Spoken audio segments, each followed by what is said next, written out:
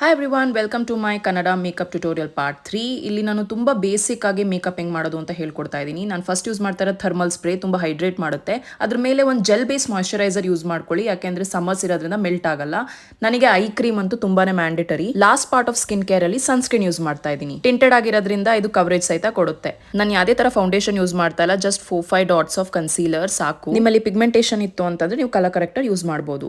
ಇಲ್ಲಿ ನಾನು liner use ಮಾಡ್ತಾ ಇದ್ದೀನಿ, ಸಾರಿ ತೋರ್ಸಕ್ಕಾಗಲಿಲ್ಲ. ಇದು ಬಂದು ಲ್ಯಾಕ್ಮೆಯಿಂದ, ಇದು ಬಂದು ಒಂದು ಬೇಸಿಕ್ ಲಿಕ್ವಿಡ್ ಲೈನರ್. ಅದಾದ್ಮೇಲೆ ನಾನು ಲ್ಯಾಕ್ಮೆದೇನೆ ಬ್ರೋ ಎನ್ಹ್ಯಾನ್ಸರ್ ನ ಯೂಸ್ ಮಾಡ್ತಾ ಇದ್ದೀನಿ. Do not miss this step. Next ನಾನು ಯೂಸ್ ಮಾಡ್ತಾ ಇರೋದು ಮೋಸ್ಟ್ ಟ್ರಸ್ಟಿ ಮಸ್ಕಾರಾ ಬೈ ಈಡನ್.